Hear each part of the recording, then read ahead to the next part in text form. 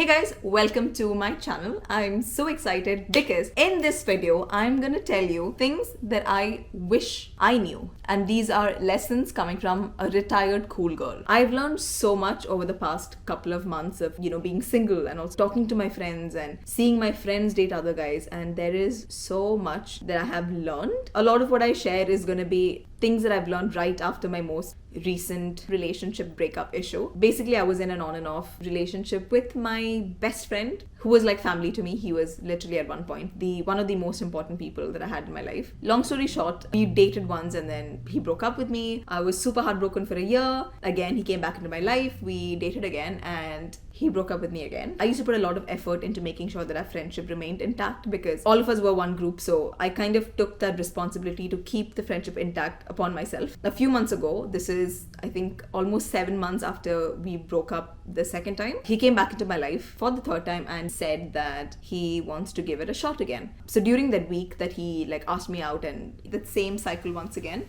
I just decided one day that, you know what, let me just call up this ex of his and just find out what actually happened between them. Their relationship was always very blurry to me. He would always portray her as this crazy person to me, and I would always have this bad feeling about her. And even though I never had any solid proof, I just never understood their relationship. That's what it was. I never understood it. I couldn't figure it out. It was so blurry to me. So when he had come back for a third time into my life, I decided, okay, that's it. I can't do this anymore. So then one fine day, I just texted her randomly. I found out that he had actually cheated on me throughout my relationship.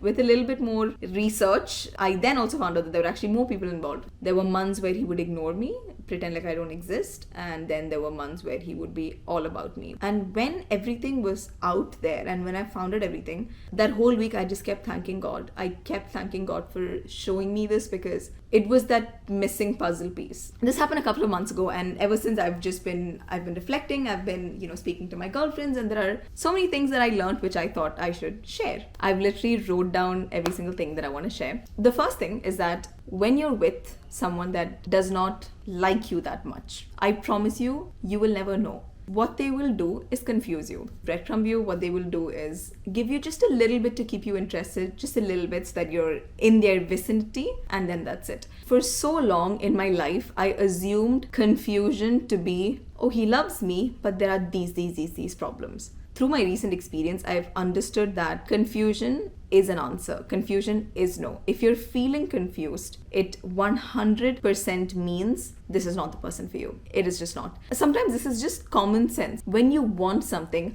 it is normal human behavior to go for it and to try for it and to make things work. And it's the same when it comes to a relationship, right? When someone wants it and when someone wants to make it work, they will do everything. That's how we are as human beings. But with people nowadays, they leave such gray areas that you almost feel bad for assuming confusion to be no. You always want to give people the benefit of doubt. But if there's anything that I've learned through my fucking traumatic experience, it is the fact that I should have taken that confusion as, oh, this guy just is not interested. Not everyone wants to commit to you, but some people in their mind know that you're a catch. They know you're a good person and they don't want to let you go. I've also seen this with one of my best friends. She's beautiful, she's all of that. And this guy who absolutely did not deserve her. He's the kind of guy that you wouldn't even reply in your DMs. And they somehow ended up dating. And from the start, it was very clear that he did not love her. But at the same time, he would never let her go. As a friend, I could see it very clearly what he was trying to do. In our life, we choose one person to get married to. We choose one person to build a whole future with. This is the person that you're going to have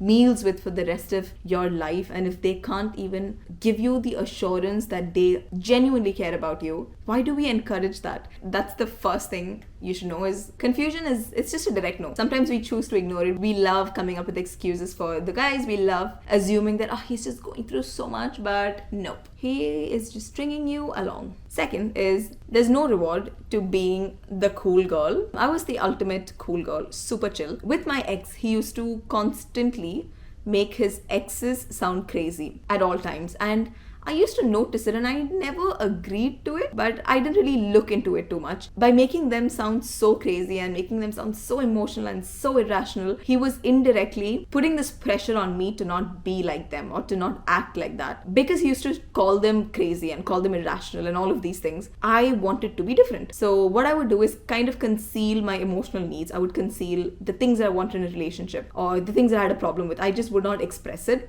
What I didn't know is that despite not doing any of those things, he had also basically spoken about me and told so many people around that I was crazy, I was irrational. Every single thing that he was telling about his exes, he was also telling about me. I realized that he also used to praise me for being so mature. Like, he would talk about how mature I was compared to his other girlfriends or exes. And I used to take that as a reassurance that what I'm doing is good, that I should continue being emotionally mature or whatever. It kind of came to a point where even expressing my emotional needs there was a way that I would express it, the way that I would talk, the kind of terms that I would use, my tone, all of these I used to change. Like, without realizing, I used to change these things to be that cool girlfriend. The truth is, with the right person, you don't have to do those things. With the right person, you should be able to throw tantrums or you should be able to express yourself without having to think about a million different things. You don't have to be super calm and collected. No, you should be able to express who you are without these thoughts. And that's not something that I realized. I always thought that being cool means he would stay.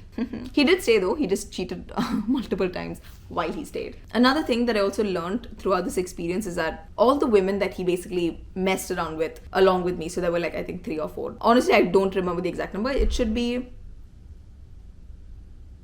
yeah, I think 3. So there were 3. So all these women that he used to mess around with, all of us were cool girls, okay? Ultimate cool girls. None of us had any boundaries. None of us had any standards. None of us put the boundary of, actually, these are the things that I require from a guy if he wants to be my boyfriend. These are the things that you need to do to get access to my life, to get access to my time. And which is why it was so easy for him to play around with us. Like, for me, he didn't have to do anything for me to treat him like a special person. He didn't have to do anything for me to take care of him or for me to love him. Nothing. I didn't have that standard. I didn't have that boundary. I had none of that because I was, cool, right? And same with all his exes. All of them tried to be cool. And in that process, what we did was enable him to waste our time, to take up space in our life without any investment. So I think if you know who you are and what you're worth, people have to invest in you to get access to you. There is nothing wrong in it. That was my biggest mistake. It was never having a checklist of things that I want. Next thing that I've written is boundaries and standards exist to protect you. I used to feel bad about setting boundaries. I used to feel bad about telling this is what you have to do because I would feel like an annoying, nagging woman. We glorify cool girls. It's exactly like that movie Gone Girl, right? We love girls who are chill. We love girls who drink beer. We love girls who play sports. I would always feel bad about setting those boundaries, but now I completely understand what I bring to the table. I know that if I meet someone and if I love someone, I know the extent to which I'm willing to go. I'm a ride or die person. Like, I don't leave. Like, when you need me, I will be there. No matter what it is, I will do anything for the person that I want to be with. So knowing that, you have to give me something for me to give you those perks, to give you those benefits of being with me. You don't have those boundaries.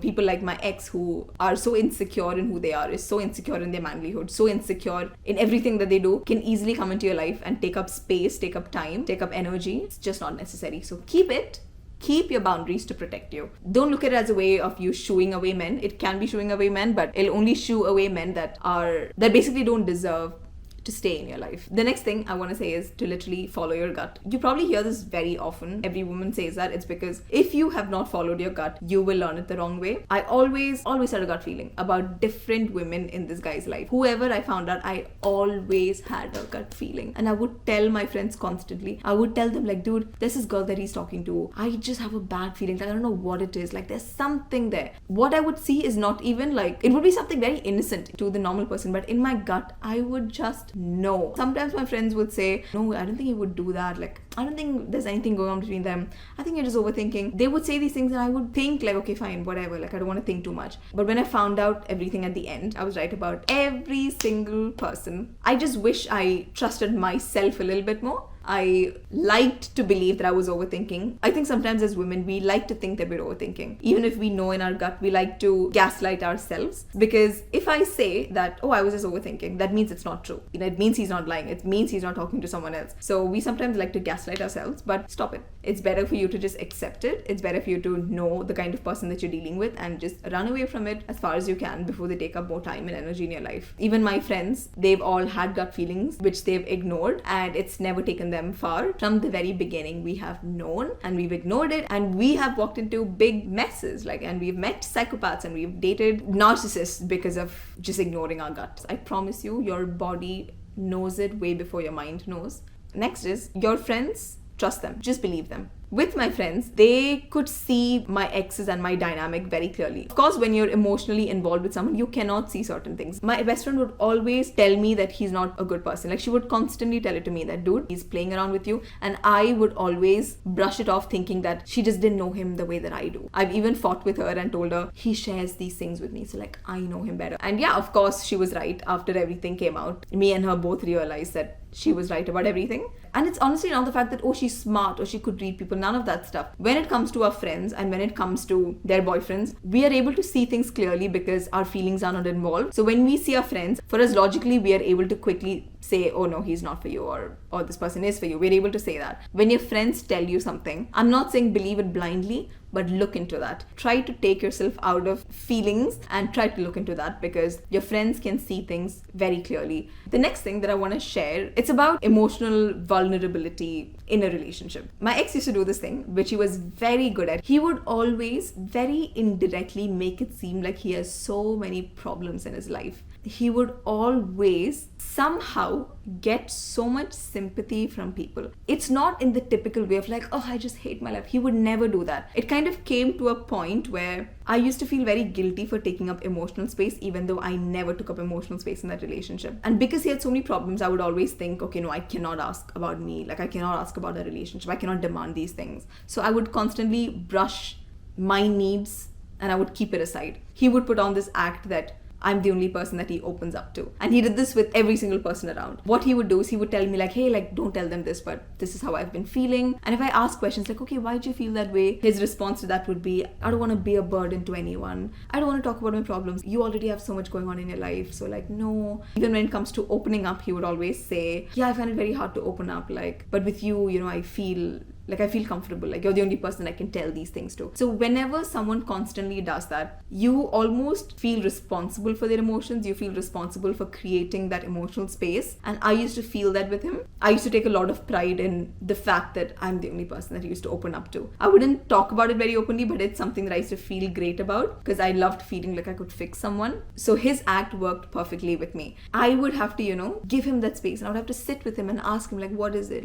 Tell me, what is it? And let's talk about it. And oh my god, the validation that this used to give me. Now that I know the whole thing, I've made up in my mind that I'm no longer gonna beg someone to open up to me. You come into the relationship and you're either ready to talk about your problems, you're either ready to open up and be vulnerable, or you're not. I, as a person, I'm not responsible to bring out that in you. If you have a hard time communicating, that's your problem. I like communicating. I'm very secure in who I am. I'm very secure in talking about my feelings. I know how to articulate my thoughts. I know how to articulate my feelings. And if you're not on the same level, let's not be anything more than friends. And that's kind of my attitude towards it. You can give them the space to open up. You can be accepting of what they want to say. You can be understanding of those things, but it's not your responsibility to beg someone to open up to you. That's something that they have to choose. And if they don't want to do that, they're just not the person for you. And the way I look at it now is, if we are the same age and we've had similar life experiences, we've had similar upbringing, there is no reason for me to take on this extra responsibility of making sure that you open up to me and that you feel comfortable with me.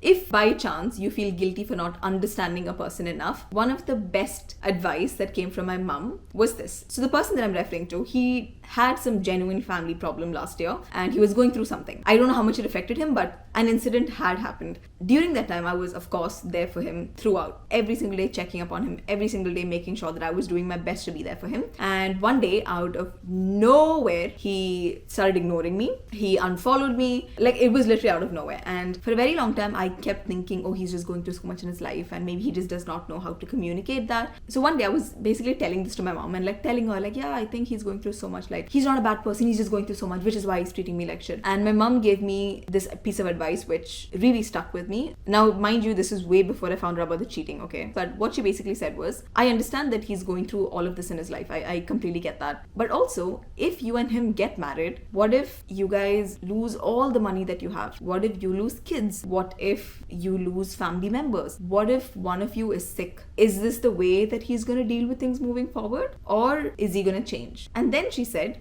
it's normal for people to have problems, but the way they react will tell you everything about it. Like, you can feel empathetic for someone, you can feel sad for someone, you can understand these things. But also, at the end of the day, during all of these hardships, they have to still be your best friend. And when she said that, it honestly relieved me, because I'm someone that wants to understand people. I want to be there for people. And the fact that he had this problem in his life, I felt bad drawing boundaries. But when she explained this, it made me understand that, okay, I can empathize with him, but at the same time, I can draw that boundary of, you know what, if this is how you're going to deal with me when you have a problem, then maybe you're just not the person for me. Because I require someone who will still choose me, who will still talk to me, who will still treat me like a friend, no matter what they're going through. That kind of gave me the closure I think I needed. It is kind of understanding that you don't have to villainize a person in order to draw boundaries. Like, you can feel sad for someone, but at the same time, think to yourself, I know you're going through this, but that's still not how you treat me. So yeah, that's a very, I would say, like, important piece of advice, where the way a person deals with you when they're going through a problem, it will tell a lot about them, and it should be 100% a defining factor when you think about marrying them. You can go through unbearable grief and unbearable pain, and during that time you need someone who will still be that emotional support for you. Not someone that runs away, not someone that cannot communicate, not someone that does all of those things. The next very, very important thing that I learned is that the wrong person will make you someone that you don't want to become. My very, very first relationship, long story short, I became this crazy, insecure, codependent person. I'm not that kind of person, but he drove me to a point where I became that person. I insisted on checking phones. I would try to hack into his account. Like, I used to do very insane things like that. And towards the end of that relationship, I assumed that maybe I'm just a crazy person. That's what I would call myself. I would tell my friends, like, yeah, I'm just a crazy ex-girlfriend. Until I realized that every single thing that I was doing was a reflection or a reaction to what he was doing. Now I look back and I'm like, what was I thinking? Like, that is not who I am. That is not the kind of relationship that I want. That is not the kind of girlfriend or whatever I want to become. That's not the kind of woman that I want to be. But with the wrong person, you will not like the way that you look. You will not like the way that you are. You will have this constant need to keep proving yourself. If it inspires a good change in you without compromising who you are, that's a great relationship. But if you constantly feel like you have to somehow change and to become something else, that is not for you. Personally, I do not like putting women down. I just don't like pitting women against each other. But I remember in my last relationship, I really enjoyed it when my friends would talk about his exes. They would do this as a way to make me feel better. I would do this because I never got that security from him, and in my gut I knew something was wrong. I enjoyed feeling like I'm better than them when me and all of them were equally smart, equally good looking, equally kind, equally compassionate, equally funny, equally fun. But even my friends knew very well that we're all the same, but they would say that for me to feel a bit better about myself. The wrong person can bring out qualities that you don't want to be. Oh my god, the last thing that I want to share, which I learned, is when something is blurry to you, when something doesn't make sense to you, there is so much there that you don't know. You are not crazy, I'm not crazy, we are not just crazy people. We're all capable of making good decisions. If you're constantly thinking, what is this person doing? What is this person thinking? It's because they're hiding something from you. What some guys or girls do is conceal information from you to a point where you start gaslighting yourself, you start questioning yourself, and you're smart enough to know that it's not normal. Oh my god. I know I said that was the last thing, but I just remembered one more big lesson that I learned. Someone constantly coming back into your life is not a compliment. It's not because you're unforgettable. It's not because you're the one. No, they just don't have respect for you. So I watched this one TikTok video where this chick was basically saying the same thing about if he keeps coming back to your life and means he doesn't respect you. And I remember watching it and thinking, that's not the case. My relationship is different. That was the dumbest thought of mine. He does not respect your time. He does not respect your boundary. He does not respect your emotions, which is why he thinks that it's okay to come back, fuck you up, leave again, and come back when he's bored. I should have seen it. I should have understood that this is a lack of respect for my emotions. I should have seen that. But no, I didn't. If you are that irreplaceable, they just would not leave. That's it. And with that, we've come to an end of this video. I'm sorry if I trauma dumped. It's just not everyone has to go through these extreme cases of being with a psychopath to learn these things. Some people like me experience it, and we can just share these experiences. You can resonate with it and maybe make better life choices when it comes to relationships. Before I close off this video, I just want to say one more thing, that I've been in really long situationships and wasted so much of my time. I've now currently been single for about 6 months, not talking to anyone, not been on a single date in 6 months, just completely focusing on myself. This is the most peaceful that I've ever been. Now that he's out of my life, this is the most focused that I've been, whether it's my career, whether it's, me creating content, whether it's me wanting to start YouTube, wanting to be regular in everything that I want to do, because my mind is now clear and I'm able to spend time on the right things. When you're with someone that is not good for you,